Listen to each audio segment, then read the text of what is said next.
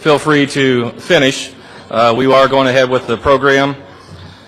My name is Shannon Barger. I'm the head coach at Madison Consolidated, and last year was my first year after Coach O retired for the third time. They didn't tell me that part of my job was to be the co-MC. So at this point, I'm not sure if I'm happy to be the head coach or I'm ready to kill him already after 1 year. It is my pleasure at this time to introduce the 37th president of the IHSBCA and fellow Hoosier Hills Conference coach, Chris McIntyre of New Albany High School.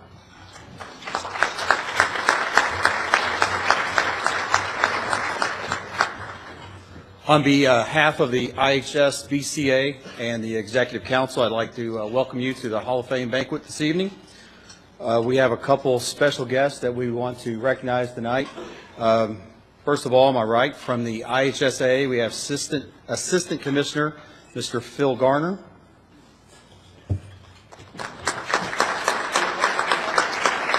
We also have, he told me semi-retired IHSA umpire, Mr. James Robinson.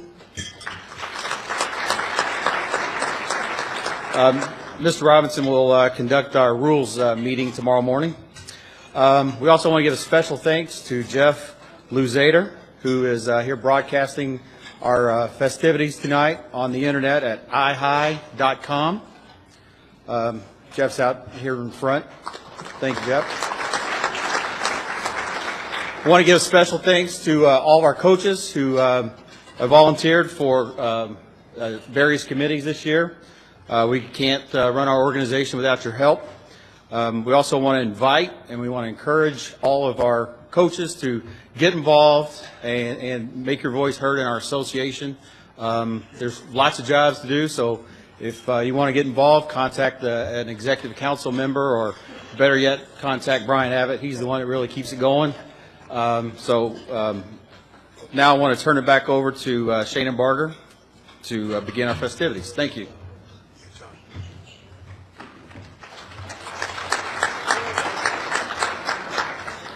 It's my honor at this time to introduce the Victory Club, both high school and college, and District Coach of the Year awards. Two Hall of Famers, Dennis Cass, 2000 inductee from Noblesville, and Jim Hughes of Franklin County, 2003 inductee. We'll congratulate the recipients along with President McIntyre and past President Kelby Waybright of Norwell. For the 100 wins, and again, if we could hold our applause until each category of recipients are introduced. For 100 wins this past spring, Pat Lowry, West Lafayette Harrison. Jerry McDermott, Angola. Jeff Sandor, Lake Central. And Scott Sargent, Connorsville.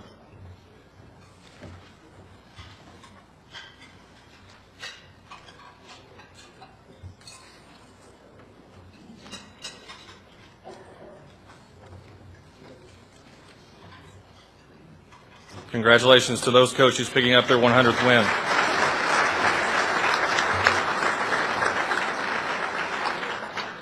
Picking up their 200th win this past spring, Mike Larrabee, Yorktown, and Paul Quinzer, Mount Vernon, Opposing.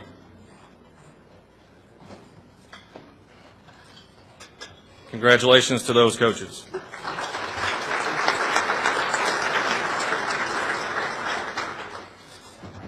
For 300 wins, Brian Jennings, Griffith. Ryan Long, Frontier. And Jay Malott, South Dearborn.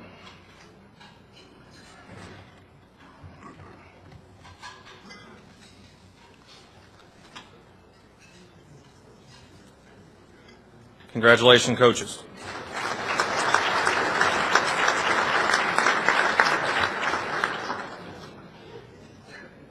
For 400 wins, Tim Bourdonnais, Lafayette Central Catholic. Chris McIntyre, New Albany. Gary Rogers, Fort Wayne Bishop Loras. And Tony Ugan, Blackford.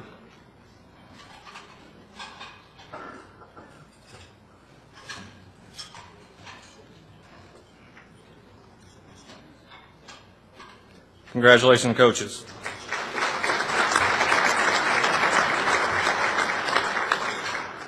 For 500 wins, Doug Greenlee, Kankakee Valley.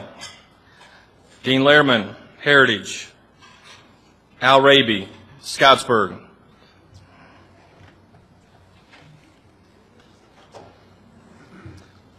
Coach Raby may thank me since I hired him out of retirement when I was the AD at Scottsburg.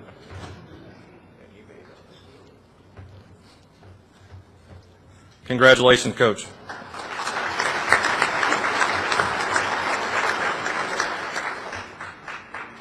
And winning his 700th game this past spring, Mr. Dave Gandolf, Cecina.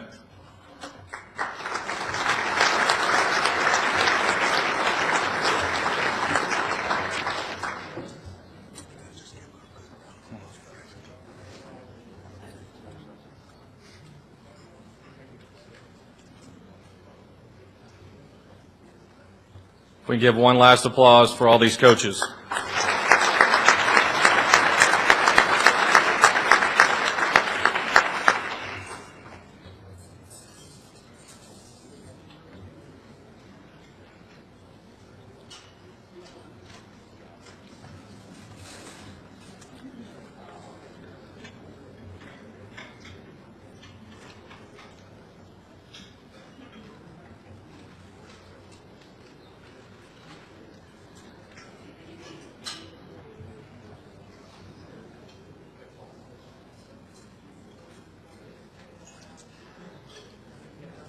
Now for the IHBCA District Coach of the Year Awards.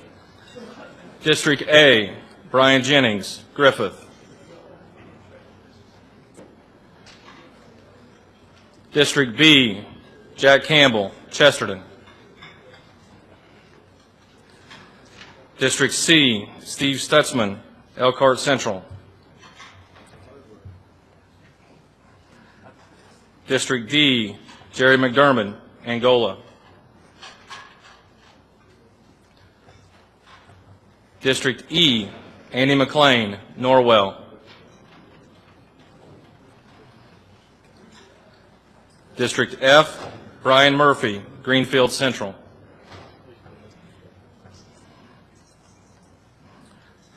District G, Paul Strack, Franklin. District H, Tony Wendell, Franklin County. And Brad Caddy, Hagerstown. District I, Tony Ugan, Northfield. District J, Scott McTaggart, Lafayette Jeff.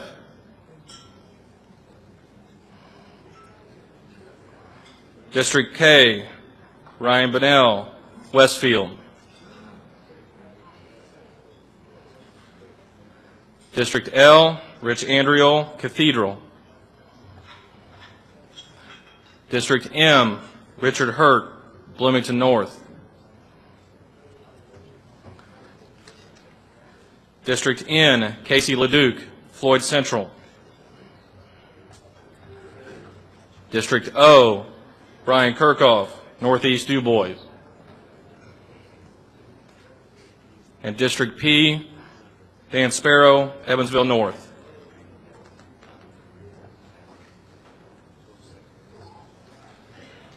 Round of applause for these coaches.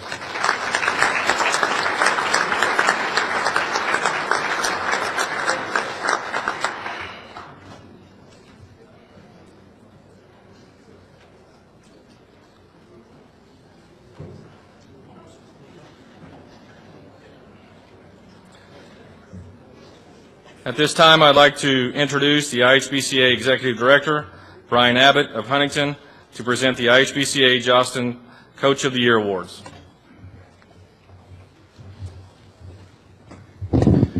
Thanks, Shannon.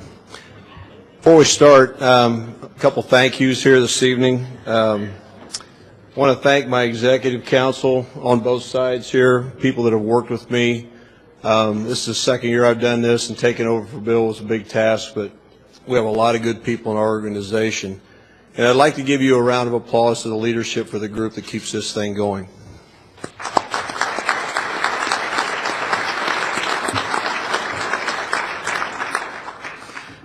Mark Flickinger from Jostens. Hold your hand up, Mark, so everybody knows who you are. Mark's been an excellent sponsor for our association, provides Coach of the Year rings for the 4 Coaches of the Year, and we appreciate his support. And we'd like to introduce the 4 Coaches of the Year at this point. Class A, Coach Tim Bourdonnais from Lafayette Central Catholic Knights. Just hold your applause till the end, please. Central Catholic defeated Vincennes Reveille 4-3 in 9 innings for an unprecedented 5th straight championship and 7th in the past 10 years. Knights ended the season with a 31-5 record. Hall of Fame coach Tim Bourdonnais accepts his 7th Coach of the Year award on behalf of his coaching staff, players, school community, and his family. Coach Tim Bourdonnais.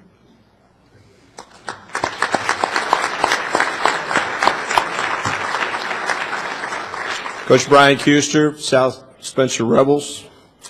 South Spencer defeated Northfield 3-2 to win the school's 3rd state title. Coach Kuster accepts his 3rd Coach of the Year award on behalf of his players, assistant coaches, South Spencer High School, the community, and his family. Coach Brian Kuster.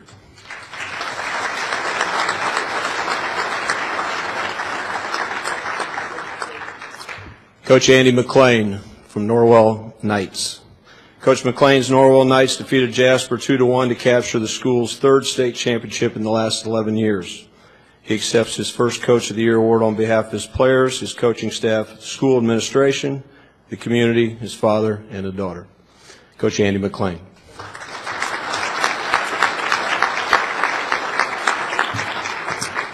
Class 4A, Coach Steve Stutzman, the Elkhart Central Blazers. Elkhart Central defeated Indianapolis Cathedral 1-0 to win the school's 1st state championship and 1st state championship in Elkhart County. Coach Stutzman accepts this award on behalf of his current and former players, his coaching staff, the school, and his family. Coach Steve Stutzman.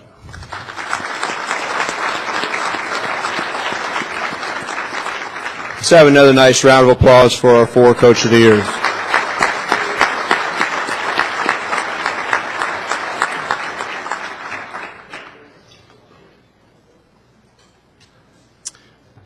Going to ask Phil McIntyre to step up here with me a minute. I'm going to do something, and then he's going to take over with the introduction of the Hall of Famers.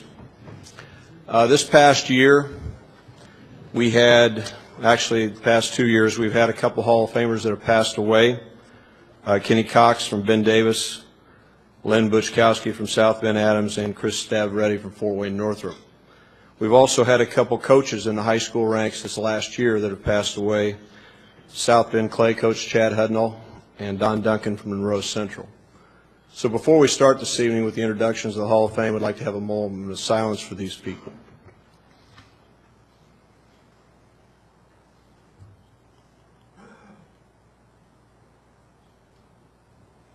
Thank you. I'm going to let Phil take over now and give the Hall of Fame introductions for the Hall of Famers in attendance this evening.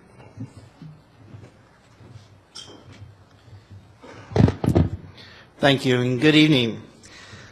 We'd like to congratulate the 5 new inductees for tonight. But on behalf of that, we have a lot of Hall of Famers that have came here to support you for tonight that have been inducted into this wonderful Hall of Fame.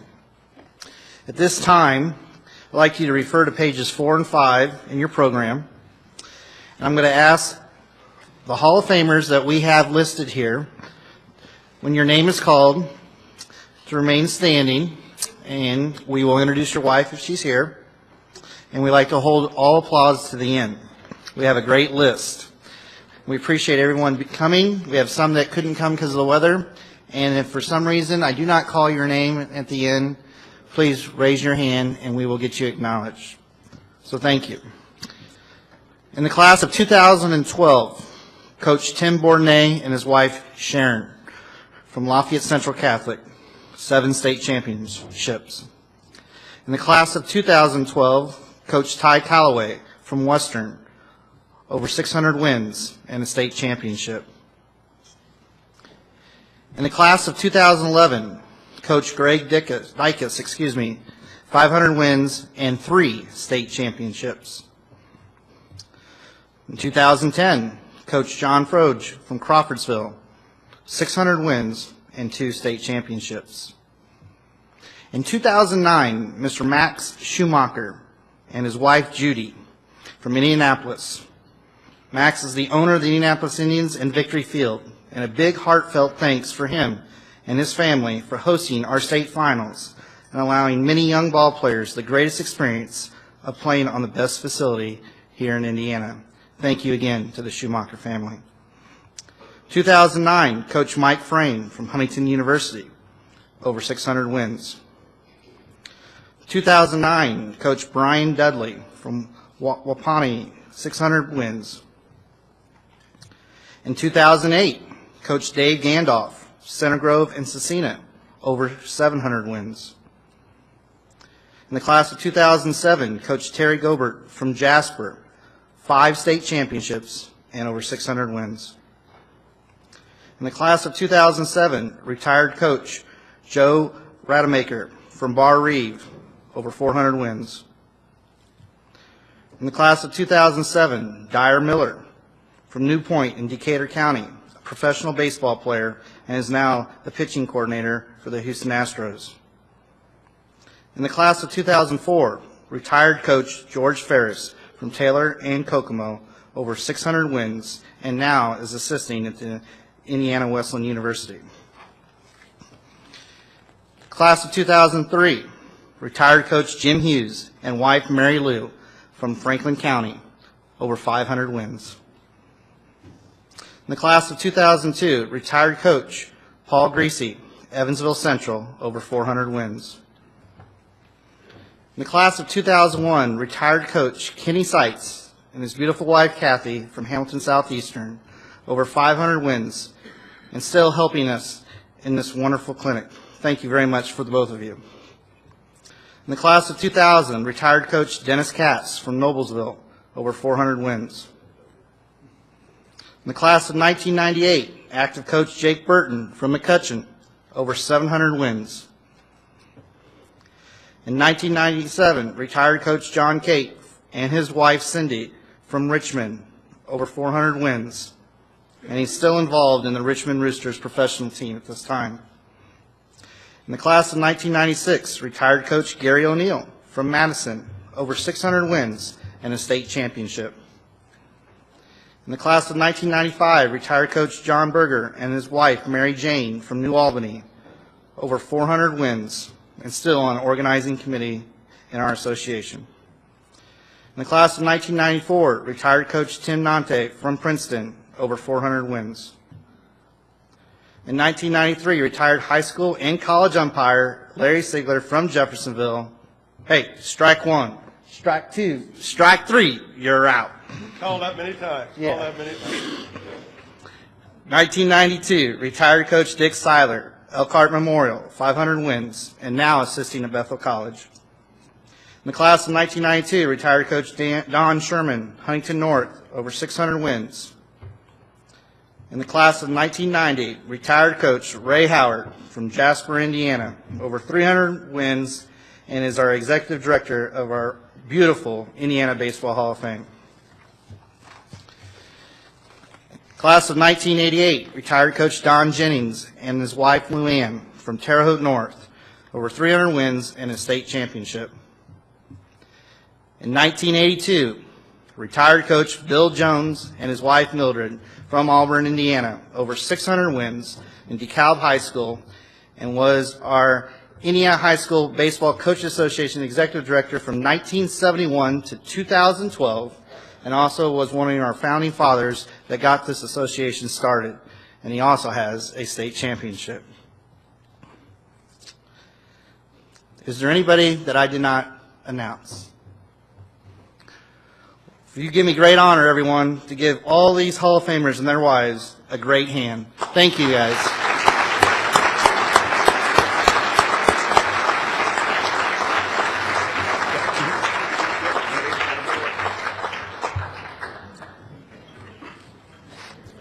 Before we begin our induction ceremonies, if you would please turn to page 6 through 10 of the program. You can follow along, find out a little bit more information about each one of our inductees. At this time, it gives me great pleasure to introduce Mr. Richard Atha, former athletic director of Benton Central High School, also a member of the Indiana High School Basketball Coaches Association Hall of Fame. Mr. Richard Atha. Thank you. Good evening. If I ever had any credibility in baseball, it goes away when I tell people that I have been a Chicago Cubs fan since 1936. You can do the math. That's 78 years of saying, wait till next year. In fact, I can only think of a couple of highlights. Of course, we've had 5 guys go in the Hall of Fame, good guys, you know who they are. But I only think of a couple of highlights through that 78 years. One of them, of course, was in 1945 when the Cubs went to the World Series and lost to the Detroit Tigers in 7 games. And the only other highlight I can remember is Harry Caray's funeral. Now, I got nothing against Harry Caray, but I loved him after he came to Chicago. But if you saw his funeral, it was great entertainment. It was very unique. People started popping up around the crowd telling stories and jokes. And one fellow stood up and told this story. He said, the meanest man in town died. Nobody liked him. So at his funeral, the minister finished his service, and then he said kindly, I would like for somebody to stand up and say something nice about this man. Nobody moved. Finally, he got a little more assertive. He said, look, we're not leaving this church until somebody stands up and says something nice about this man. Finally, a guy stood up and said, his brother was worse. Well, the reason I tell you that story is that's not my problem tonight. I've got lots of nice things to say about my colleague and friend, our coach at Benton Central, retired, Gary DeHaven. Now, Coach DeHaven was a classroom teacher, a good one, for 41 years. He was really dependable. Hardly ever missed a day. If he did, it was probably for a baseball meeting. Okay? Well, you'd think that he certainly didn't coach baseball for 41 years. And you're right. He coached for 42. Because he coached 1 year after he retired. And you don't get that kind of longevity in coaching very often, I don't think you can. Well, anyway, Coach DeHaven was a head coach for our school, or not our school, but a head coach for 37 years. And he's coached over 1,000 high school games. Can you imagine how many practices that is? You might ask yourself, why and how would a person do something for this long? Well, there are a lot of people sitting in this room that are willing to do that. See, because you love the game, you love teaching your players and seeing them improve and achieve, and you love trying to beat the other guy. Like many of you here tonight, I've referred to each of you as a coach's coach. If I call Coach DeHaven's cell phone and he doesn't answer, his phone doesn't say, leave a message for Mr. D or Gary DeHaven. It says, leave a message for Coach DeHaven. You know, like me and many of you, he believes that coach is the best title a person can have next to mom. We were fortunate at Benton Central to have had Gary on our varsity coach as 26 years. I am proud that I was part of hiring him. His teams won 457 games for us as our coach. That's an average of 18 wins a season. We always had a tough schedule. We didn't back off from anyone. And through the years, the Hoosier Conference has been a very good baseball conference.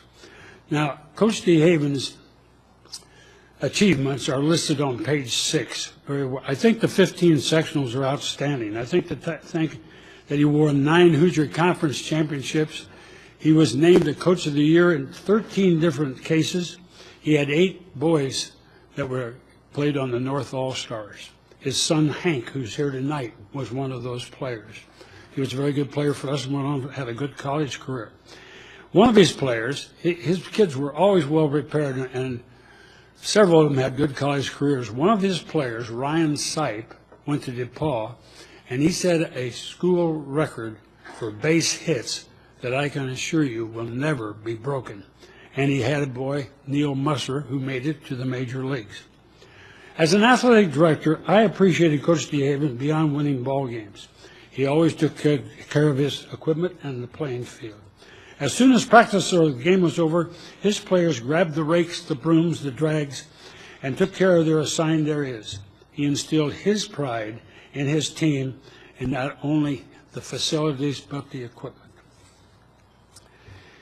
If I needed help somewhere else, I could always count on Gary. He was a good program man. Of course, it says on page 6, he also coached for us in the junior high, football, boys and girls basketball, and track. After all he did know what he was doing, he earned 12 varsity letters in high school. How many of us have done that? He also played 4 years of baseball at Taylor University. Lately, our boys' football, basketball, and soccer programs have struggled. I have to admit that. People ask me, say, Atha, how come we're still winning baseball games? I tell them that the answer is hire a good coach who establishes a strong program and be fortunate to keep him for 26 years, and you get what I think is so important, continuity. We also feel fortunate to have hired one of Gary's fine players, Tyler Rosenbarger. I thought he was going to be here tonight. He doesn't seem to be here, but we think we have the things in place to keep that continuity going. I think there is one more ingredient necessary for a coach's success and peace of mind. I think a coach needs a good coach's family, and Gary has that. His wife of 41 years, Carol, and his children, Mame, Kate, and Hank, have always been his biggest fans. I think it's no surprise that Gary's successful coaching career runs parallel to his marriage to Carol. When an honor such as this induction occurs to one of your peers, there are always thank yous to be given. We at Benton Central want to thank the Baseball Coaches Association for selecting Coach DeHaven for this honor. We also want to thank Coach Ty Calloway, the great coach at Western High School, for nominating Gary. The folks at Western have been good friends for us for a long time, and what a tough opponent they've always been through the years. I think also, although he's not here tonight, I thought I'd have to mention a fellow by the name of Dick Rosenbarger for his perseverance in believing that Coach DeHaven belonged in the Hall of Fame, and his legwork was very important in getting Gary selected.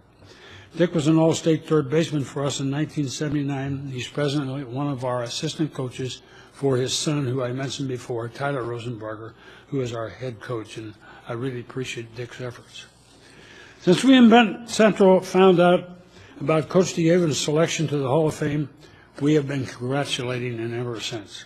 Tonight, we can say to Coach DeHaven and to the world, way to go, Coach. Now it is my privilege and my pleasure to introduce to you the 165th inductee of the Indiana Basketball Hall of Fame, Benton Central's coach, Gary DeHaven.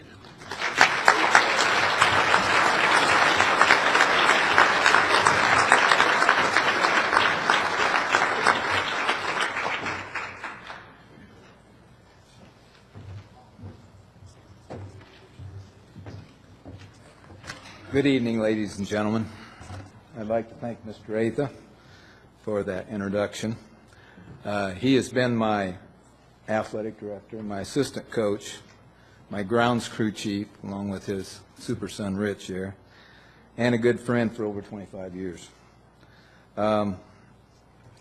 If you've ever been to a Benton Central game and you wonder who's that guy out there with those gold shoes, green plaid pants, gold shirt with a big bison on his back, leading the Benton Central fans in a bison cheer, that's Mr. Atha.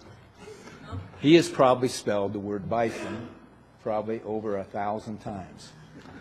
You know, I got to thinking, the poor guy probably never made the A honor roll when he's in Otterburn's elementary school, because he's probably always jumping out of the seat saying, "Give me a B." You're right, Coach. Thank you, Mr. Atha, for being such a great friend and a great role model. I would like to thank the Indiana High School Baseball Coach Association and all of its members for this tremendous honor. Again, we'd like to thank Ty Calloway for nominating me I don't thank you for any of the losses, but I do thank you for nominating me. And to be part of the Hall of Fame and to be selected by your peers, that's truly special. You know, to win a big game, to win a championship, to be selected into the Hall of Fame, you have to have a lot of good moral support. And I think I'm going to make them stand because we always like to embarrass people. So I'm going to introduce you to the love of my life. I'm not sure whether it's 40 or 41 years, but I know it's around that. My beautiful wife, Carol. She has followed me. You can stand up.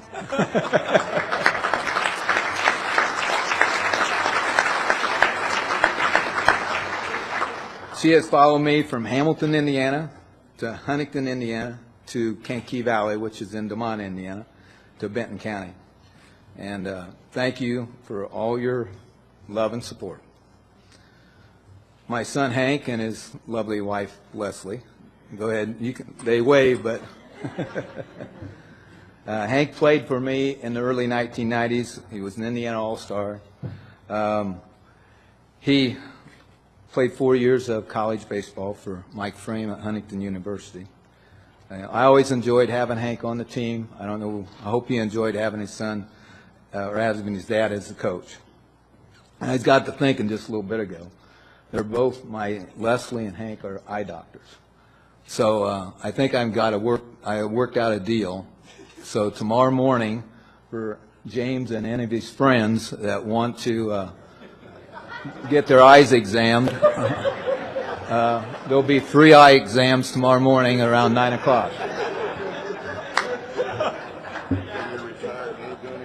That's right. I'd like to introduce you to my daughter, Mame, and her mischievous husband, Jason. Mame worked on the field, concession stand, helped me write this speech, stuck up for me against all those mean parents. All right? My daughter, Kate, and her sports fanatic husband, Brian. Stand up, guys. Kate's probably swept out the dugout more than any player that I ever had. She's worked on the field. She's helped with the posters, the programs. And just 20 days ago, gave my wife and I our 9th grandchild, our starting shortstop, Derek. Unless he's left-handed, and he'll still play shortstop, but he might be able to get the pitch once in a while. This will be a real embarrassment here. I told my sister that I was going to do this, so this is my sister Shirley and her good-looking husband Charles, who looks a little bit like Joe Tiller. All right. Shirley used to hit me ground balls, fly balls, play catch with me by the hours. I can still hear her say, "You need to get in front of the ball." I also thought about this when I saw Don Sherman today.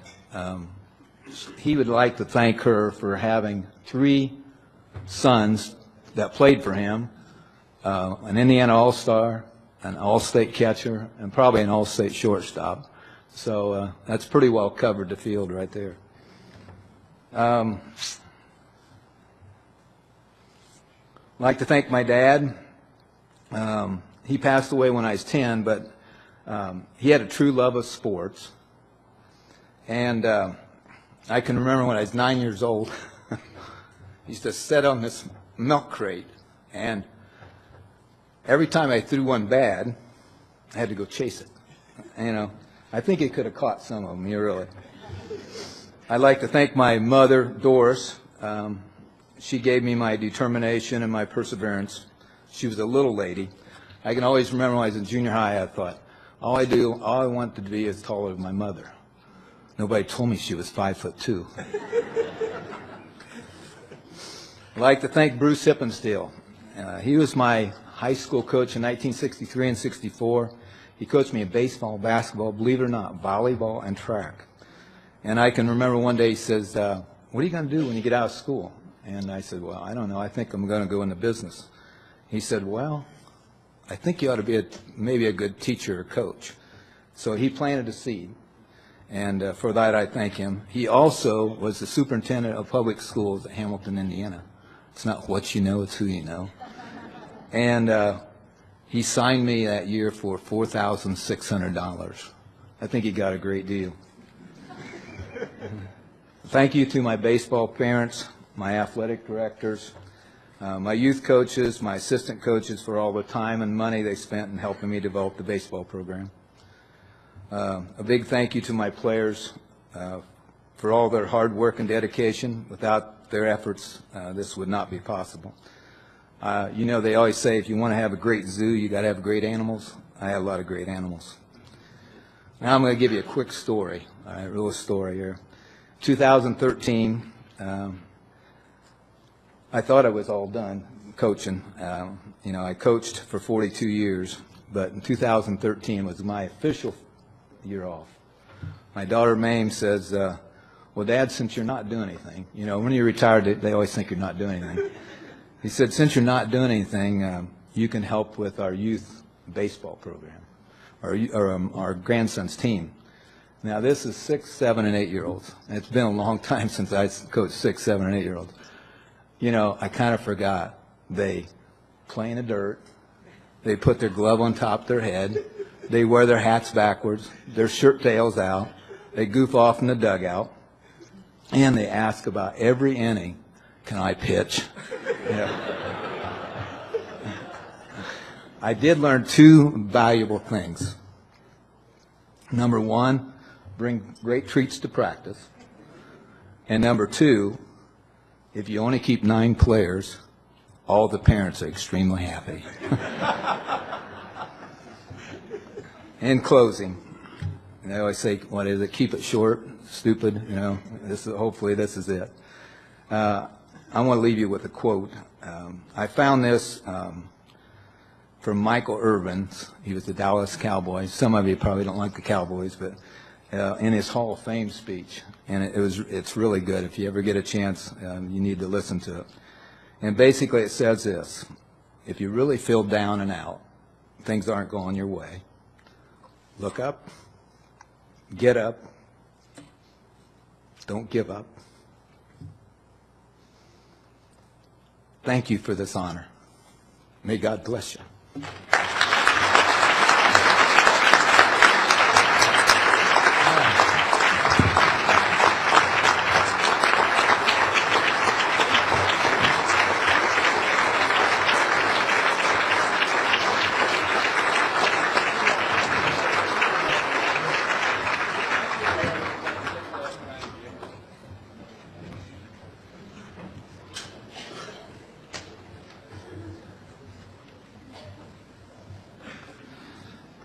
At this time, I would like to introduce Mr. Steve Merkel, longtime assistant coach, for our next Hall of Fame inductee.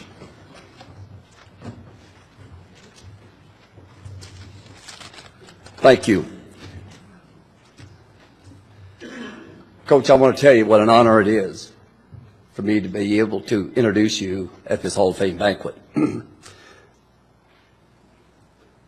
I have to tell you, but back where we come from, Coach Ayers does not need any introduction. Everybody knows Coach Ayers, from baseball to being athletic director. When I first came there in the early 70s with my wife Judy, he and his lovely wife Gail befriended us, and we've remained friends ever since. Not only coaching, but off the field.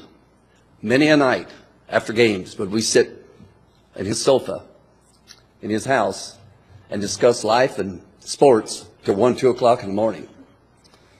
Not anymore. We were able to watch their 2 young children grow into adults, both very, very fine students. Stacy was a cheerleader at Heritage Hills and then went on to cheerlead at Indiana State for 4 years. Keith was a 2-sport player at Heritage Hills, went on to play 4 years of baseball at USI. Still one of the best gloves that I've ever seen in high school. Naturally, his dad had been his coach all the way up. As noted in the program, Coach Ayers was a two-sport star in Lewisport, Kentucky. He also found time to be the salutatorian of his class, and just recently was inducted into the Hancock County Hall of Fame, which is a consolidation with Lewisport. After college, he came to Christney. What a blessing for Christney and North Spencer. Not only was he named the varsity coach, where he started out winning 44 consecutive games, and I will come back to that in just a moment. But also while he was there, he started and ran the youth programs. And small communities like we come from, the coach has to get out and work in that capacity, or it won't get done in most cases. He not only managed or coached, but he also umpired.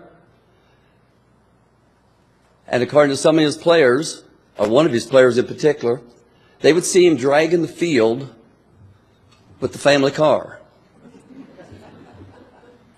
Gail loved that because, you know, Coach had no time to wash it.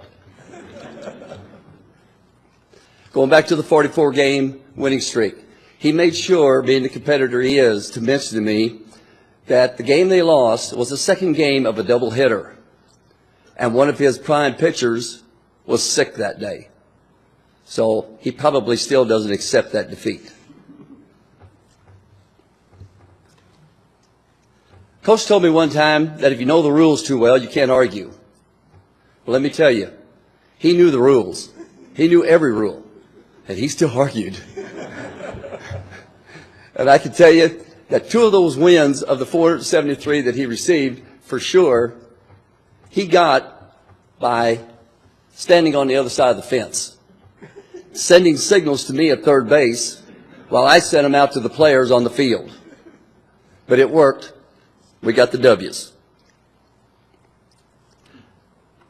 He didn't just manage the game. He taught the game. I thought I knew a lot about baseball when I came to Spencer County. I found out quickly I didn't know near enough about this game.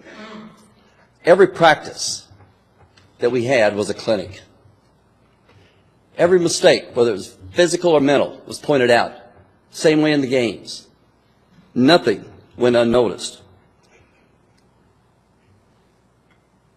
He was very demanding. A lot of his former players are sitting here today.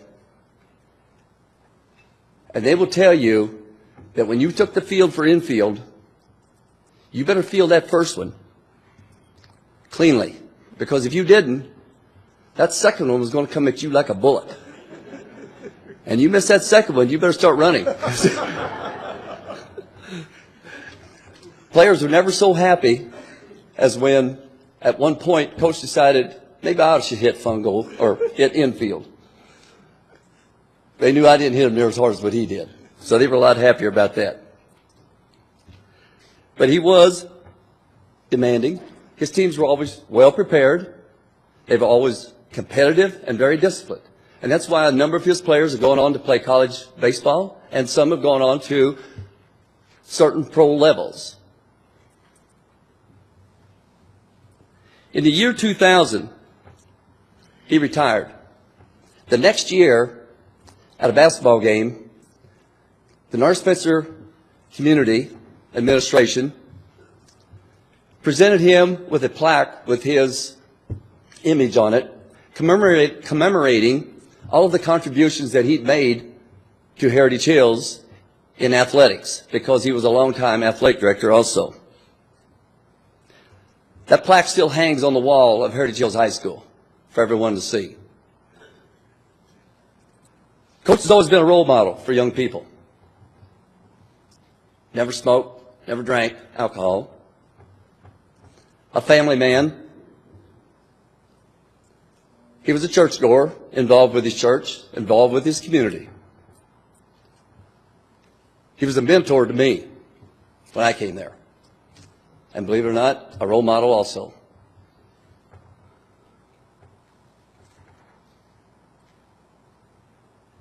At this time, I have to tell you, I am extremely thrilled and honored to introduce you to a great coach a great friend, but most of all, a great person. The 166th recipient of this Hall of Fame, Coach Henry Ayers.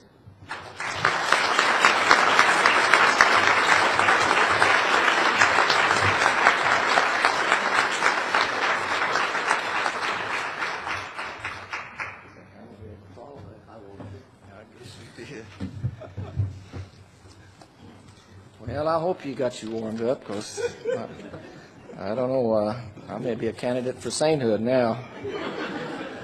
But, you know, Steve has been with us a long time. We came down from, I came over from Western Kentucky there, and he came down from Du Bois, and we had a lot of things in common. We came from large families, and the families always took care of us. And we liked sports. We played sports together. And it was just a joy for him to have me as an assistant coach for all those years. Whenever he coached most of the time the JV, when the JV got ready to come up on the varsity, well then they were always ready to play. So I think you all are aware that, you know, a coach's wife has to be a special person. And Steve and I were very fortunate to have a couple ladies there that followed us around. My wife, Gail, and his wife, Judy, was there just every step of the way, giving us a lot of support, raising our kids for us, and kind of motivating us a little bit now and then. But when Ray Howard called me there in October to tell me that I was going to be nominated, that was the middle of October, so I started thinking about a lot of things. So that gave me 3 months to think about things. A lot of sleepless nights, because I'm not very known as a public speaker. So you know, they said, well, you've got 5 minutes to talk, and I thought that's going to be pretty tough to do, to put 38 years in a 5-minute speak. So anyway, that's the way I'll try to, you know, hit the high spots here of a few things. I was, like I said, raised on a farm in western Kentucky, up the river there, about 30 miles from Owensboro. The high school that I went to, a real small high school, we had less than 100 in high school. So we didn't have much of a baseball team in high school. The first organized baseball that I got involved with was American Legion baseball in Owensboro. Jack Hicks, probably legendary baseball coach in western Kentucky. He won some state championships in Legion and high school as well. So he asked me down to play for them. That was in 1956. 1957, I graduated from high school. I didn't have any idea what I was going to do. My dad was on the farm there, and I had three older brothers. 2 of them went into the Navy, and 1 of them went into the Air Force. So it was just my dad and I there on the farm. So he had raised Black Angus cattle. So he bought me a couple of calves, and he gave them to me, and he says, "These are yours." Well, I kind of figured out what he's doing. He's trying to bribe me to stay on the farm. So, but there in '57, I played a little country ball in a men's league there, and my twin sisters, Betty and Peggy, were cheerleaders at Kentucky Wesleyan, and they talked to maybe one of the professors, and he came up while I was on the farm there driving an old John Deere B tractor. And he offered me an opportunity to play baseball at Kentucky Wesleyan. So, you know, if he hadn't offered me that opportunity, I may have been on the farm there the rest of my life, or I might have been. So, you know, baseball, I can say that a lot of the things that I've accomplished or things that I've been able to do or the decisions that I've made in life have been revolved around baseball. So I sold my calves and went to college. So that was the end of my exercise on the farm, except to come home on the weekend to help him out a little bit. So that was in 57. 58 was my first introduction to Indiana baseball. I was playing with Kentucky Wesleyan, and we went over to Oakland City College to play one day, and a couple of fellas came from Rockport there. Rockport's right across the river from Owensboro. So they came over there, and they were looking for a baseball pitcher to pitch in the IK League, a semi-pro league that was pretty active there in western Kentucky and southern Indiana. And I was about, 5'9", weighed 140 pounds or something like that, so I wasn't too much in favor of getting involved with a bunch of men, and some of them have been ex-semi-pro players or ex-pro players and college players, so I kind of, stuttered a little bit.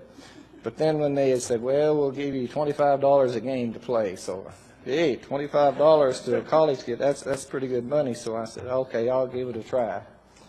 And that was probably one of the best experiences or best decisions I made. That was the beginning of most of my baseball education, I guess you'd say. Because they had a lot of old guys there in Rockport who had played, I guess you'd call them veterans, that kind of took me under my wing. You had guys like Charlie Roberts and Paul Boyd and Leroy Schroeder and Jerry Hargis, and Joe Hargis was the manager of the team, and he treated me like a son. So that's where I got most of my baseball education, I guess you'd say. And it was over a period of time. I guess I played for those guys 7 or 8 years.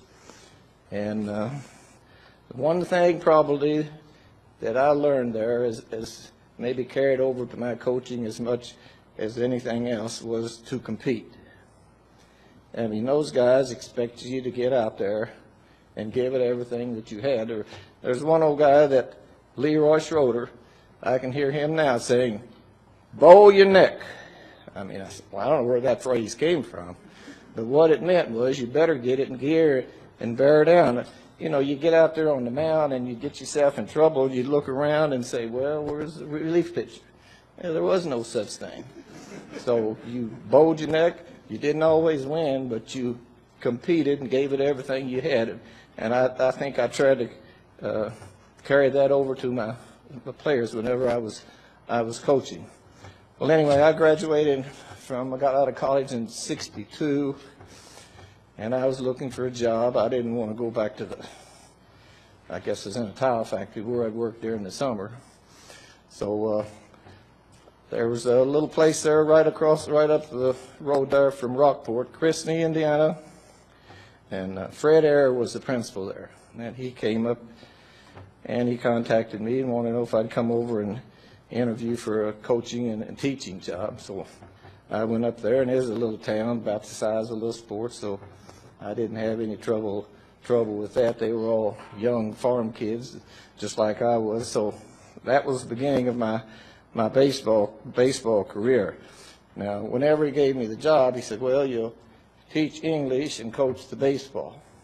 Well, now I knew I wasn't too smart, but I knew that some farm kid from western Kentucky was not going to come over to southern Indiana and teach English. So I knew that he had hired me to coach the baseball because evidently they knew they had a good bunch of kids coming along there. They were, well, like I told anybody ever asked me, I said I didn't have a whole lot to do with developing the talent on that first team there. I mean, as Steve said, we won the first 45 games that we played, and for a coach, hey, that's a pretty good start. That makes you think you know what you're doing. So, but then, like I said, I rode those guys' coattails for 2 years there, and then talent only carries you so far. So after I coached there for 2 years, well, the next 29 years that I coached, it wasn't quite that easy. I had to do a little bit more coaching. And these were, you wouldn't believe, unbelievable. I mean, you guys, some of you coached on with country kids, and they have a good work ethic. And I didn't have any problem with with that, I didn't have any problem with hardly any of them. You know, after you win a few games, well, then some of them get a little cocky. So every once in a while, I'd have to get out there on the mound and throw a little bit to them, show them they weren't quite as good as they thought they were. So, but these were good kids. We started off. This is a part of the 44-game winning streak down there in southern Indiana. There were 10 or 11 schools there that didn't play football. So we played fall baseball. And a lot of them, I think they just used the fall baseball to condition for basketball. But the kids there in Christney, we took it pretty serious, and we pretty well dominated that league for about 10 years there. And well, I have one incident of one boy in particular that I thought a lot of. We only had 3 seniors on the excuse me, on the first team there, but had one boy, Charlie Trafton. He was a center fielder, and he was, I guess, probably pretty well the leader of the team. All the guys had a good time, but Charlie had a little bit more good time than the rest of them. He was always cutting up and having a good time. So we, I hadn't probably coached 6 or 7 games in this fall league there. And Charlie, we were ahead of, well, better not tell you who the team was. We were ahead of them 26-0 in the 5th inning. So Charlie, he's a center fielder. He came in there and says, "Hey, can I pitch the last inning?" Well, you know, Charlie had a good arm, and he was all right. So I said, "Okay." So I put Charlie in, and we went out there, and he walked the first 2 guys. He finally got somebody out. And then he walked 2 more. And I thought, well, so I went out there and I said, "Look, Charlie, it's going to get dark here in a minute. And we need to get home." He said, "Okay." So then I put another guy out there, and so we win the game 26-1, I guess. But that's not the end of the story. Charlie, and some of these guys that are here that played with Charlie, they can tell you the story. Charlie claimed to have a record for baseball pitching in in Indiana, an Indiana baseball record. He said he's the only pitcher or only person that was ever taken out of the game of relief when he's ahead 25 runs in the last inning. So, you know, so you can see that those are good kids, country kids, things that we enjoyed. And we didn't play it, you know, we've had a 44-game win streak, but all those games weren't during the fall. We played a lot of, in the spring, we played the bigger teams around there that had, you know, had the baseball. They played, you know, well, Jasper was one of them, Princeton, maybe Boonville, Castle, Huntingburg, Rockport, Telsey. Teams like that were big, and we even played 3 teams from over in Kentucky. Now, I know that you guys are not too interested in this, but boys that were here, and a lot of these people from Christney, and Christney took a lot of pride in their baseball, and they like to hear these stories, whether you all do or not. But anyway, and the general feeling was, and I've heard them, they talk about this all the time, every time they get together, said, you know, if we'd have had a state tournament back in this, and we might not have won, but we'd have pushed it pretty far down the line there. We had 2 outstanding pitchers, and, you know, if you got 2 pitchers, you're going to go a long way. Had a left-handed pitcher, Eric Ayer, who ended up going down to Ole Miss, and a right-handed pitcher, Don Kirkland, who played at Southern Illinois and got in the Cardinal organization and got to AAA before he busted his knee. So, you know, we had a lot of talent, we had a lot of fun, and like I said, it's hard to forget where you start. I don't think you can ever forget where you start. I think Christney, we finally won one sectional before we consolidated in '71, I guess. We had had a good pitcher there. Steve Buxton played at Kentucky Wesleyan, and Kirk Hudson played at Morehead State for Steve Hamilton. So I always said that, you know, you can have a good pitcher, but you don't have a good team unless you have a good catcher. And I was very fortunate while I coached, to have a lot of good catchers. I gave them a lot of responsibility, expected them to do it, and I think it helped him. If you give a kid some responsibility, he's going to do a better job for you. So we consolidated in '72. I'll mention a couple teams we had there at Heritage Hills. The '84 team was a real good team that we had. We won 24 games, and Don Poole's team at Jeffersonville beat us in the seventh state. But the thing that I remember most about that team was our kids at Christney and at Heritage Hills both. They always played summer baseball with the Rockport American Legion team. So the '84 team, we had 6 or 7 players, which with Jim Hoff and the Rockport American Legion team took them down to New Orleans to play in the World Series, the American Legion World Series. So that was a great time. You got small town kids and go down to New Orleans. So I don't know what they did, but they won a couple of games down there. But that was quite an experience for them. And I had another team there in the '92 teams. They won 25 games, and then Quentin Merkel's team at Evansville Memorial beat us in the sectional. But the thing about those kids, that was, in '93, when they were retired, we had eight of those kids went on to play college baseball on some level.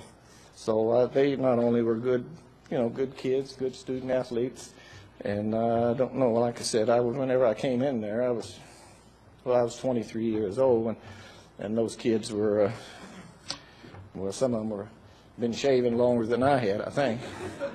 But anyway, again, getting on here, I want to thank the committee for selecting me to the Hall of Fame there. I was nominated a couple times in the 1980s, but I never received enough votes. So I appreciate the Veterans Committee thinking of us old timers a little bit. And I want to congratulate the other inductees too, because it's you can play and do whatever you do. How much success you have in life, whether it's good or bad or things that you do, you owe it to a lot of people. And I maybe mentioned some of the baseball people that helped me out. I mentioned Jack Hicks and Jerry Hargis and Fred Ayer, and my brother-in-law Bill, who passed away a couple months ago, was a big supporter of mine. So I don't believe there's a such thing as a self-made man. I think all of us are a product of a lot of circumstances, situations, happenings, things that some of them good and some of them bad, that form our character. And of course, you got a lot of people that help you and follow you along there. I think about my parents. They raised 8 kids on a farm in western Kentucky there, and all of them, were good citizens. They're still alive, and they're doing good. And so, you got my family, my brothers and sisters, my extended family there. There's a whole bunch of people who came up from Spencer County, and some of them are relatives, and some of them are friends, and those people you got to thank. People who have helped you all along the way. And it's the same way, you got your teachers, the people that give you an opportunity to play baseball, the people that support you, the teachers that you work with, and a lot of different people. And every once in a while you got to thank the people that pat you on the back and kick you in the butt, I guess you'd say, to move you along there a little bit. So I'm honored to accept this nomination and award from the Baseball Hall of Fame.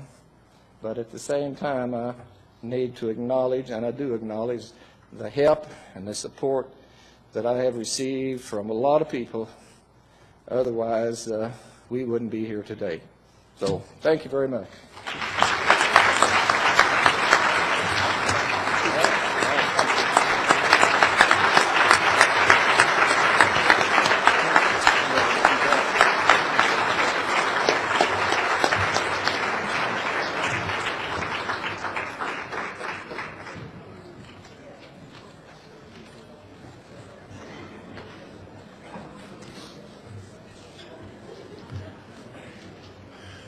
At this time, it's my privilege to be able to introduce a young man who's going to introduce our 167th inductee, who is Coach Lou Giovannini from Columbus East. Sweet Lou, as he was known in the coaching ranks back a few years.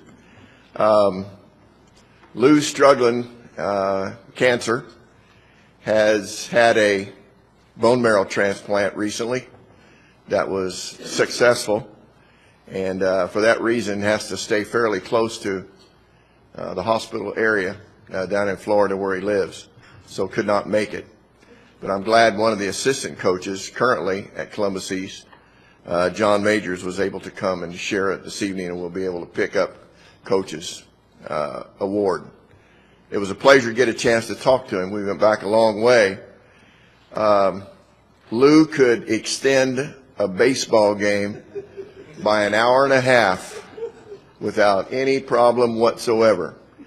He spent more time running down from the third base line to the hitter's box, fiddling with somebody's hands, trying to get him to swing if they'd miss a strike or swing at a bad pitch, time out, and down he'd come. He did it in the state tournament up there until he had the fans in the stands booing him, trying to get him to quit. But that was Lou, and it wasn't going to change no matter what. But Lou's been married 45 years to his wife, Kathy. Lou played a lot of softball down in Florida. He was played in one of those I'm getting old leagues, but I'm still going to play, and was pretty good at it. And they got national recognition a lot of times on the teams that he played.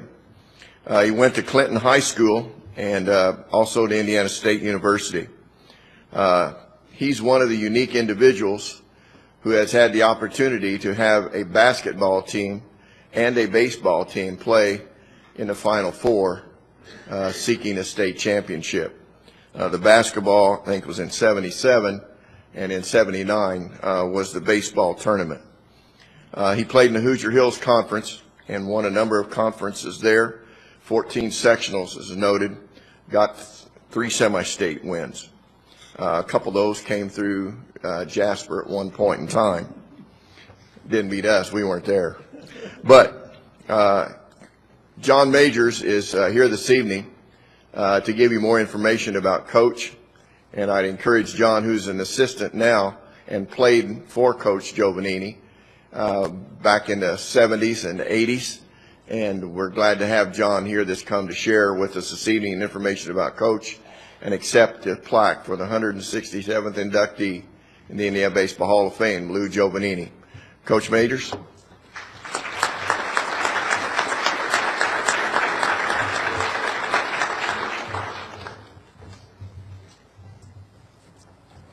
I want to thank Ray for that. Back in 1982, Coach Giovannini's Columbus East squad was down the Jasper tournament and playing against Ray, and came with extra innings and under the lights. One of the most exciting baseball games I played in, and kind of, you didn't think back then, but today, Coach Giovannini is 3rd all-time winning percentage retired coaches, and Ray's 4th. So in that game, you had 2 guys that would be legendary down the road. But thanks for those thoughts for Lou. Lou called me right before I came up here, and he said, see if you can make this drag out a little longer, and it could go longer tonight.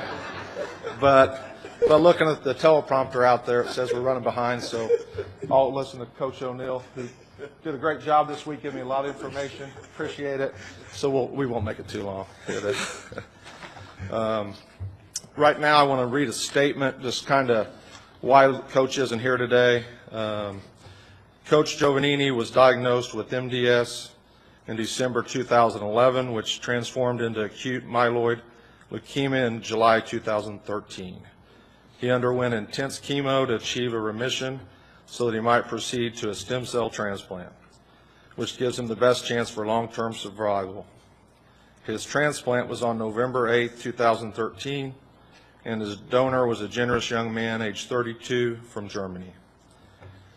Patients must stay close to Moffitt Cancer Center for 90 days post-transplant, and today is day 77 for him. He would so much like to be here, but it was impossible. He is here tonight in spirit and is so thankful for all those who love the prayers of support he has received from friends, family, and former players. Thanks to all. When Coach called me and told me about his election, I sent a bunch of texts out to former players, teammates, and the overwhelming response was, it's about time. Coach, and then the next thing was, they already thought he was in the Hall of Fame. But with over 500 wins, third all-time winning percentage retired coaches, I think it's a well-deserved honor. Those that competed against Coach know of his passion for the game, and he's the most competitive person I've ever met.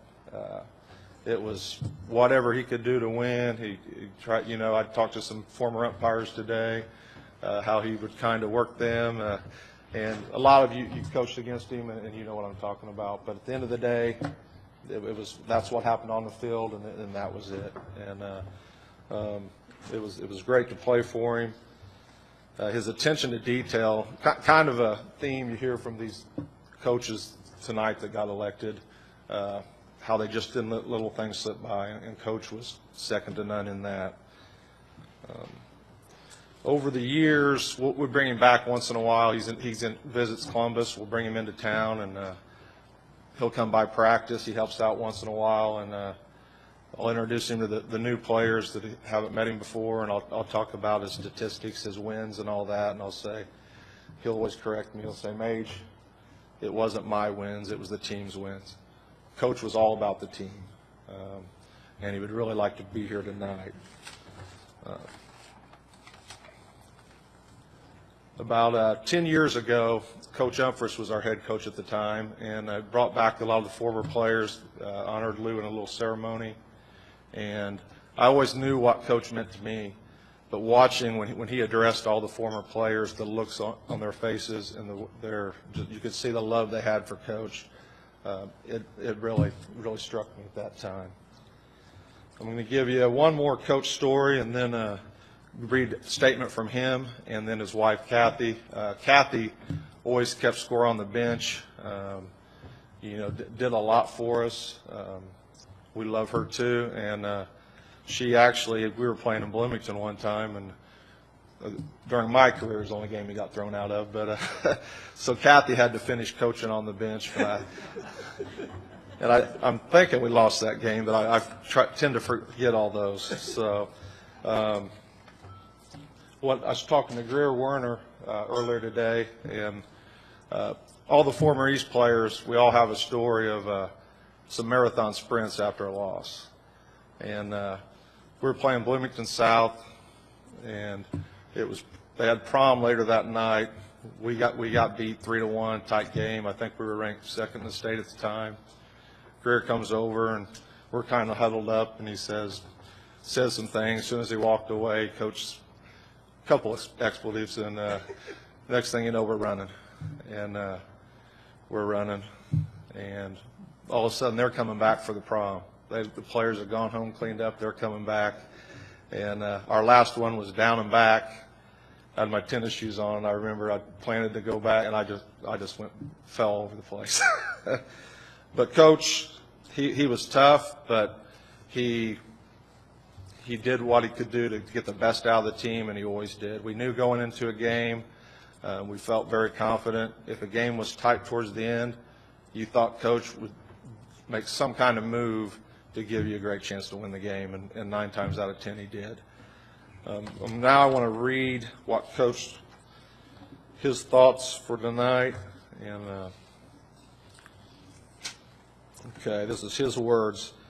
I would like to first thank all the IHSBCA for this induction in the Coaches Hall of Fame. I'm not one for individual honors, but an honor like this validates the entire team and school, the hard work involved to achieve success.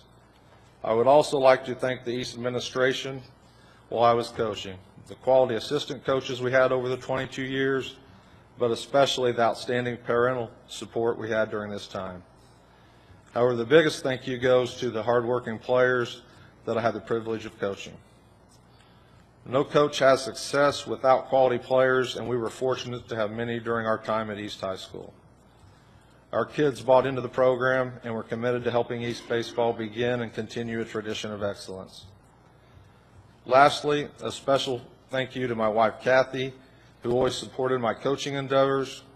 She has been so important to my success that it is only fitting that we now have a few words from the coach's wife. I thought about imitating her voice, but I don't have the courage to do that. This is Kathy. Thank you to the IHSBCA for this honor. As a very prejudiced wife, I am happy to see Lou receive his well-deserved honor. Lou was a successful coach because he gave 110% every day to the job. Practices were just as important as games. He was very competitive and enjoyed and still does competing on the field. He stressed hard work, accountability, and doing things the right way in both the classroom and on the field. Many of his players did not always like all the hard work at the time, but have come back to say that it was a foundation for their future endeavors. This honor is for all those East baseball players and teams. Thank you. And lastly, I'd like to say respectfully, it's about damn time. Thank you.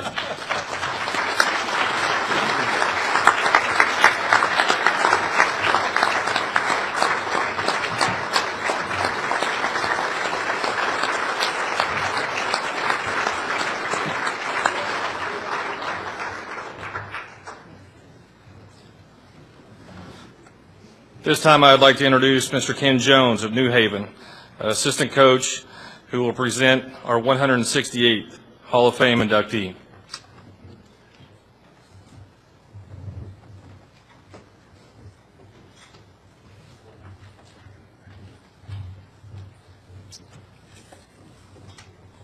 I first met up with Coach Bischoff when I got a phone call back in 2005. I just got done coaching some Division I baseball, been back in the area of Fort Wayne, and I get a phone call about Christmas time, say, hey, I'm really in need of a JV coach. Is there any way you can help me out? So I kind of felt bad for the guy because I know at that time of year you guys are all struggling to find assistant guys. So I figured I'd help him out for a year or two. And I soon learned some new creative coaching techniques from Coach Bischoff. I know when we played against him at DeKalb High School, I kind of thought the guy was a little nuts, and soon found out why he had to be a little bit that way. Some of the things that I've learned over the years is sometimes you might have to bunt 9 guys in a row. Why, I didn't understand at the time, but now it's because he had 9 guys on that team that was his best chance to make contact with the ball, is to try to bunt the ball. I remember my first year, I think I had Kyle, a younger boy, playing the JV, and we're playing Bishop Lewis High School, and 19th inning game, and he's up in the press box watching him, I think it was, and all of a sudden he's yelling at me, he said, steal him home, steal him home. Look at him, steal him home, this is baseball, what is steal him home? But soon I learned the reason we needed to steal him home, because again, the guy at the plate didn't have a chance to hit the ball. He was ready to get out of there, and that was our best option. So I've learned a lot of things over the last 10 years of working with him. But the best one, I think, is his eye for talent. Every year, we get approximately 25 guys come out. And out of the freshman class, he always identifies one of his best starters or key position guys that's going to happen in 4 years. And that guy, he says, hey, that guy's New Haven starting left fielder. He's got straight A's, doesn't have a lick of talent, but he's going to be my guy in 4 years. Lo and behold, I think about every left fielder he's had come through there in the last 10 years, by the time they've gotten their senior year, they're able to survive. And that outfit, because he does a great job of doing what my old man had always told me can't be done, and that's taking chicken, trying to make chicken salad out of chicken crap. But Coach Bischoff has done a great job of making and selling chicken salad over there at New Haven High School. So it gives me great pleasure. I've been fortunate in my coaching and playing career to be around a couple Hall of Fame coaches. My father here in Indiana, and then when I played and coached up at Western Michigan University, Fred Decker, and now I have a third person that I can add to that list, and that is 168th inductee to the Indiana Baseball Coaches High School Hall of Fame, Mr. David Bischoff.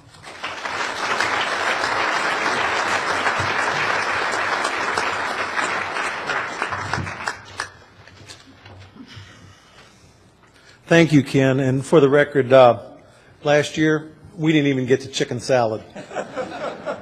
So that makes this even more rewarding this year. Ken, as you may well know, is son of Bill Jones, and so I like to think that everything Bill Jones has done for this organization, he was also did for our program in the sense having his son help me for the last 9 years.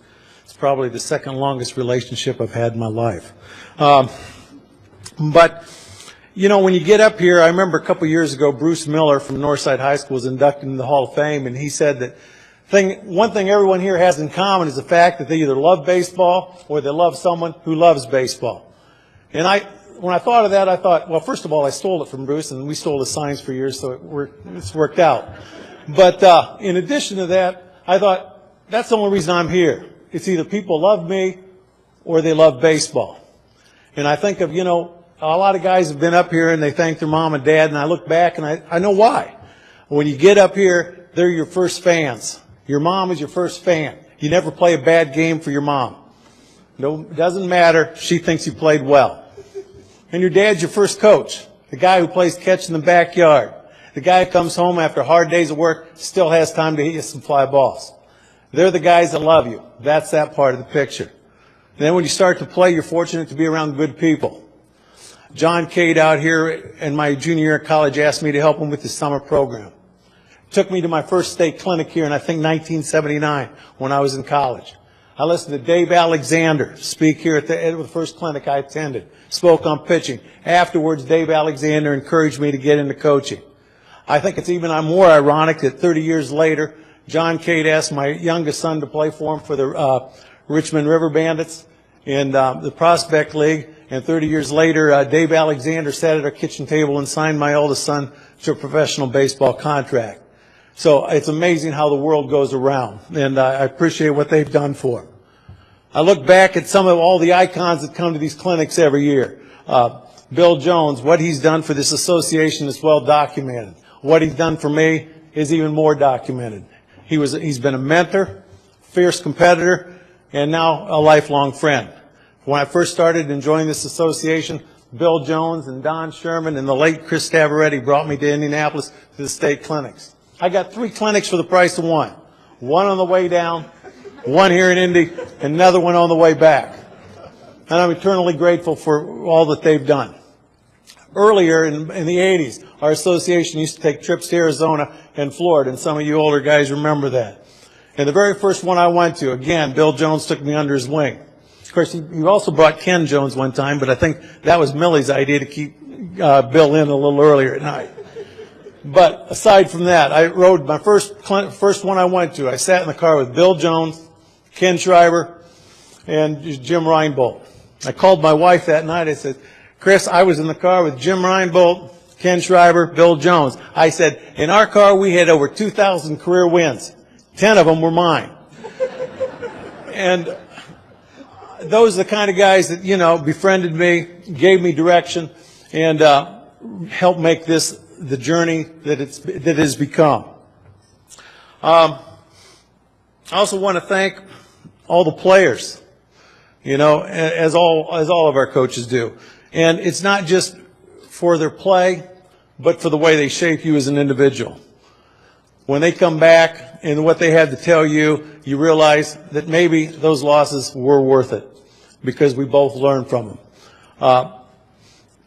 In addition to that, I was fortunate enough to have 2 sons play for me. For those coaches who've had their sons play for them, you know what I'm talking about. It's a special experience.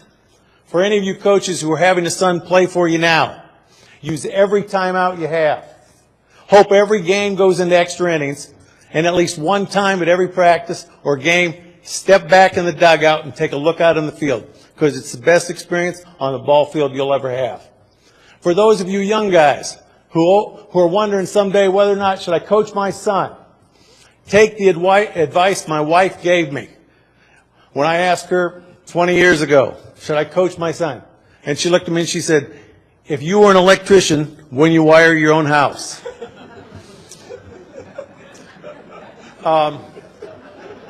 And she was right. And I don't regret 1 minute of having done that. And I'd have probably been a lot smarter if I'd taken more of advice over the year. Because at the end of the, at the end of the day, my wife, Chris, has been one of the, probably the person I need to thank the most. She's the person that has sat or stood in the stands with her teeth gritted, not saying anything when parents gave her advice.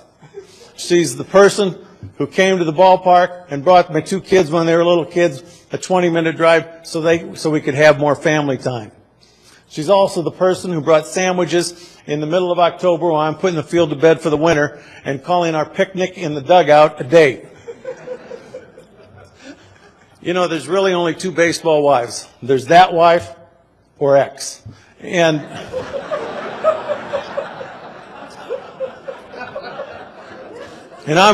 I'm very fortunate to have the latter instead of the former. And I want to, and most of all, I want to thank you just for being you, Chris.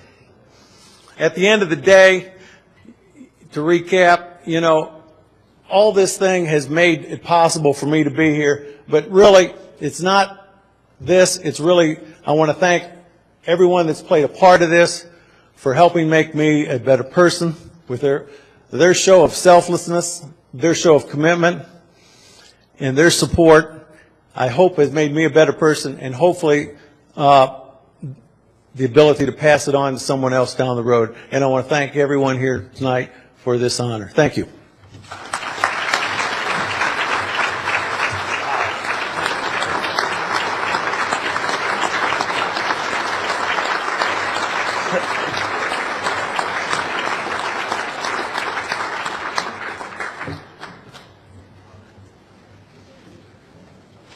We're turning the corner. At this time, it gives me great pleasure to introduce former Indianapolis Arlington High School basketball assistant baseball coach, Rushville High School basketball coach, also a Madison High School basketball coach, didn't know he coached baseball, and retired from Madison. From Madison, Indiana, Mr. Don Lostutter to be our next presenter.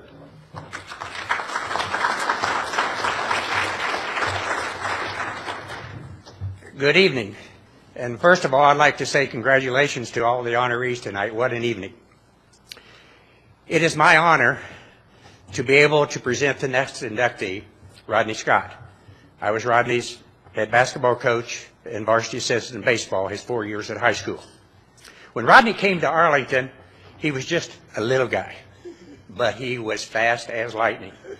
And I can remember, because I was first base coach, and I did some of my best coaching ever that year, because Rodney would either walk or tap one down and beat it out or get a line drive single, whatever. But when he stepped up to first base, I'd walk over to him and I'd say, Rodney, take second on first pitch, take third on the second pitch. I was the greatest coach ever.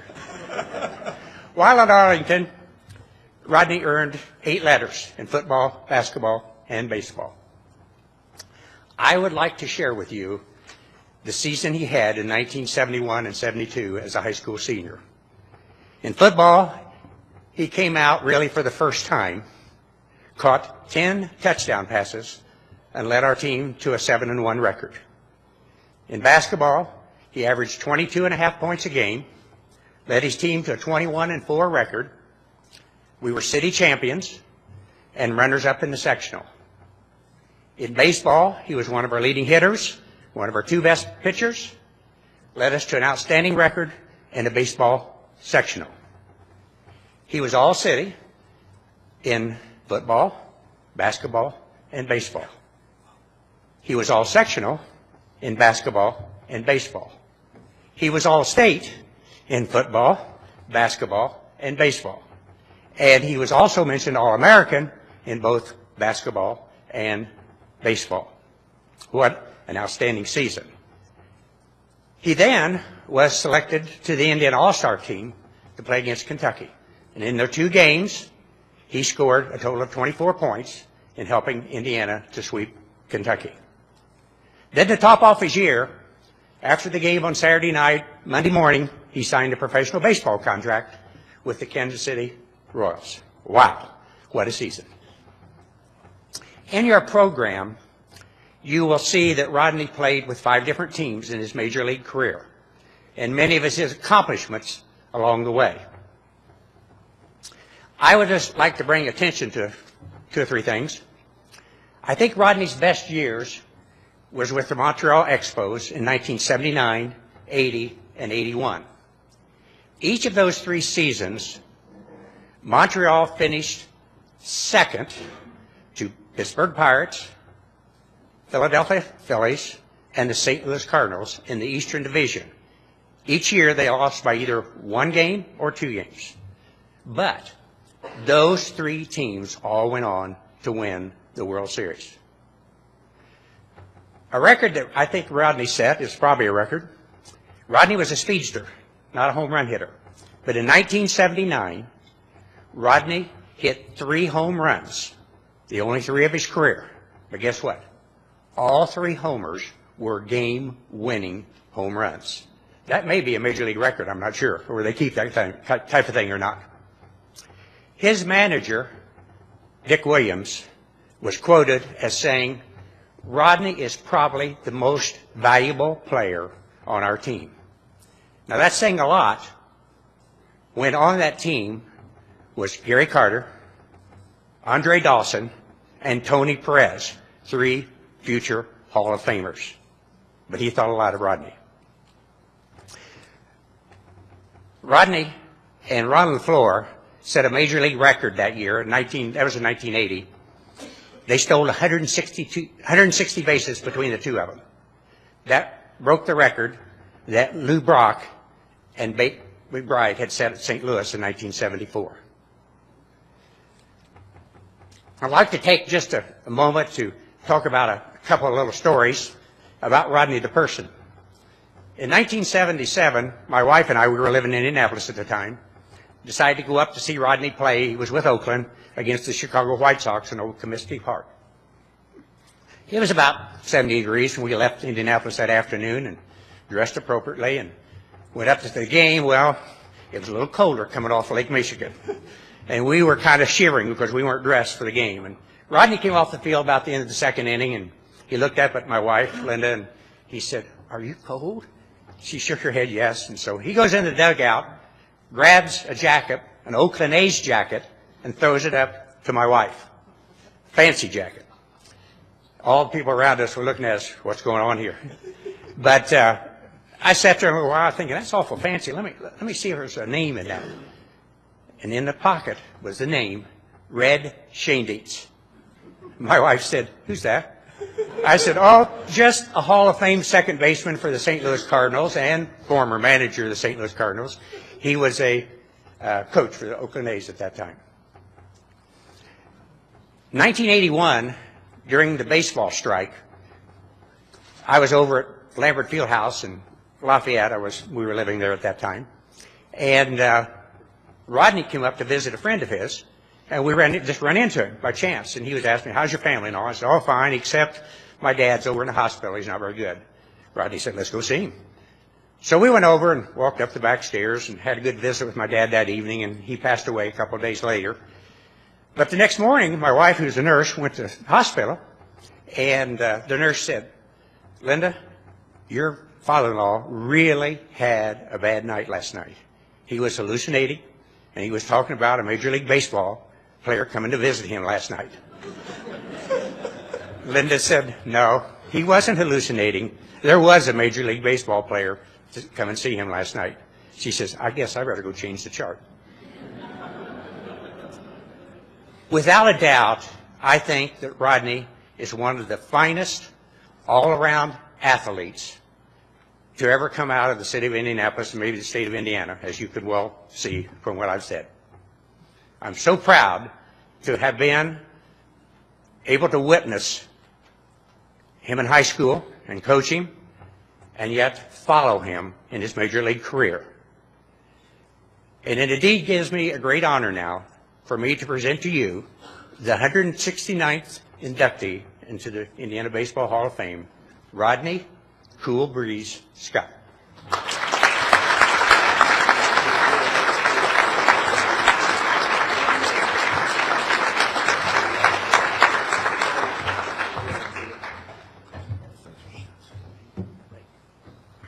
Well, I got a couple of notes here.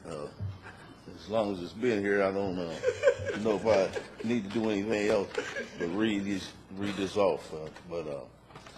First of all, I want to thank God for everything, because without Him, none of this would be possible. None of us would be here to witness all this. I want to thank the Veterans Committee for inducting me to this hall. It was a great honor. I want to thank all my family members, my mother, my auntie, my father-in-law, my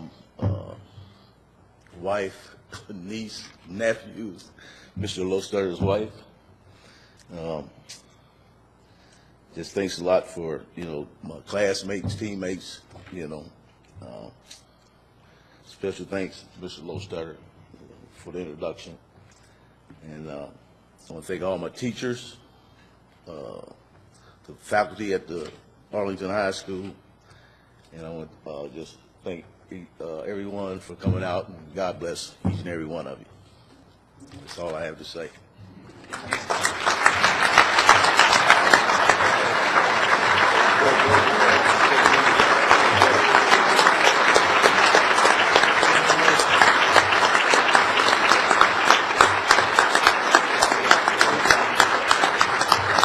I think everybody better leave before it starts snowing.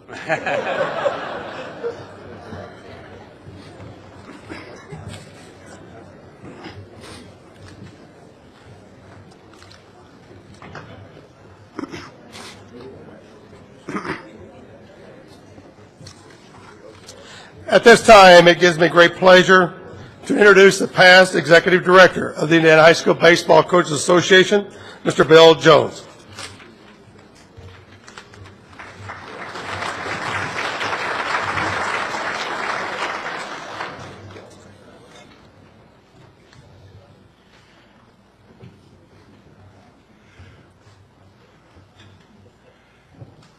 I would like the inductees to get a Hall of Fame cap. Do you have a Hall of Fame cap?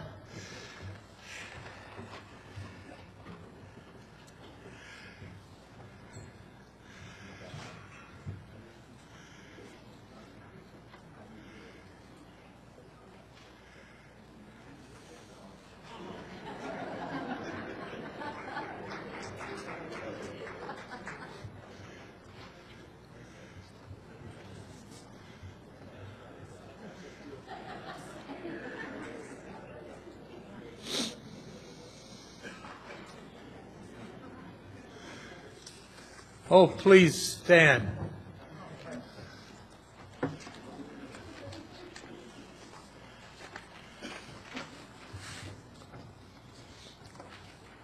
I would like to read in your inside page of the front cover closing remarks made by Jeanette Doan, granddaughter of inductee Lou Krieger in 2004. Baseball heroes, source unknown. Some people think that baseball is just a game. They are wrong. Baseball is about reaching deep inside of yourself to catch the ball that can't be caught. Hit the pitch that can't be hit. It is about the soul. Baseball is about bad hops, bad breaks, bad throws, and bad calls. It's about striking out and making errors. It's about overcoming all those things. Baseball is about kids who become stars stars who become heroes, heroes who become legends. Congratulations, legends.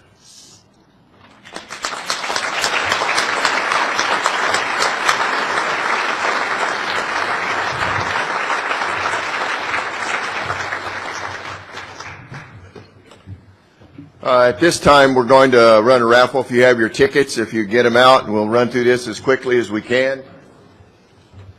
All the tickets are the same color. All the tickets have 6 digits. The first 3 numbers are all the same, 181. So if you pay attention, I'm only going to read the last 3 numbers. When you win, if you'll holler, raise your hand, let us know so we can find out who you are. And then you'll proceed after we get done to that back corner. Larry Sigler and Kathy Seitz will be back there to help you select the prize you want. You probably need to take a yellow sheet with you along with a pen so you can scratch them off as you go down the list. So since I don't have any, I got tickets in here, but I don't have them, I'm going to pick the ones. You're writing down the numbers, Kathy. The last 3 numbers are 673. If you have that, holler. Gandalf. Okay, 673. There's number 1. All right. Second ticket. Last 3 numbers, 715. What? That don't count. 715. Read that, Luann. He can't see that number. 715. Okay, take your ticket when you go back there so you can show them. She's writing them down. The third ticket out of here is, the last 3 numbers are 564. There we go. Over there in the corner. 564. All right, shuffle around the bag and pull out another number, and it is. Last 3 numbers, 305. 305. There we go, David. There you go. 305. Next number, last 3 digits are 570. Ho, did I hear a ho? Oh, there we go. Oh, Coach, good. Okay. All right. Next number, last 3 are 701. 701. Anybody? Going once? 70. Oh. Jasper. He went to Greencastle. They didn't teach numbers up there. Yeah. All right, next 3 numbers are 538. 538. TT. 538. You awake? Okay. There we go. Next one. Last 3 numbers are 536. Oh, there we go. Same table. Huh? Okay. Last 3 numbers, 528. We have a 528. Somebody wake up.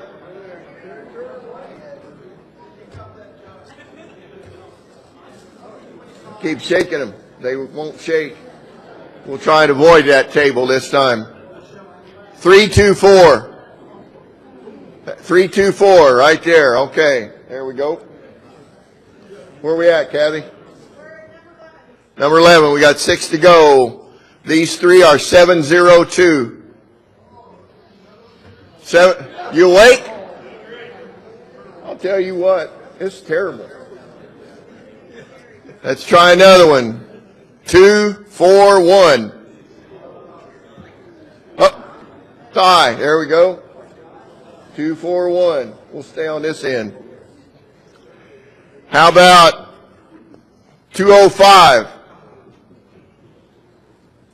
205. Is that Raby? I can't see that far. Okay. How many?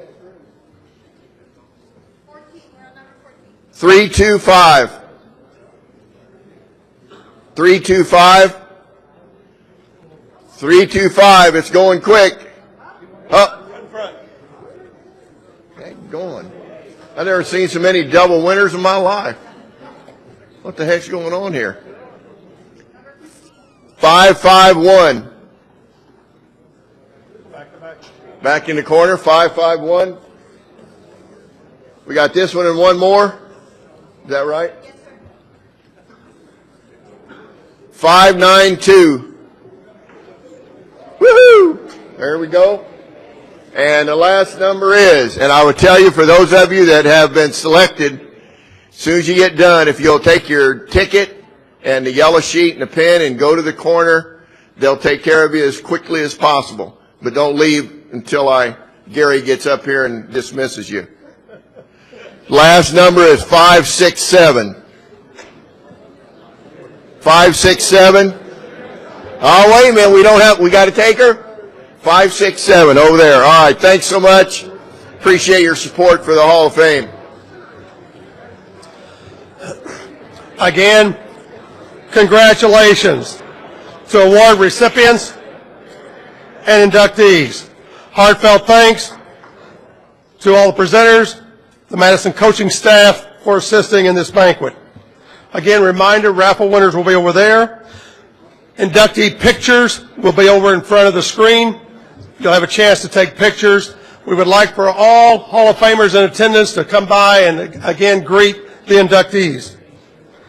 Hall of Fame nominations for 2015 end by July 1st, 2014. We would also like Coach of the Year recipients to come forward to the front of the podium for a group picture. Again, Coach Rademacher, are you there? Would all Hall of Famers please put back your buttons? We may use them next year if it's not 20 or 30 below zero. Again, thanks for a great evening. Who would have thought this number of people would gather for a baseball function with the temperature being around zero on January the 24th. Godspeed and have a great weekend and have a safe trip home. Thank you.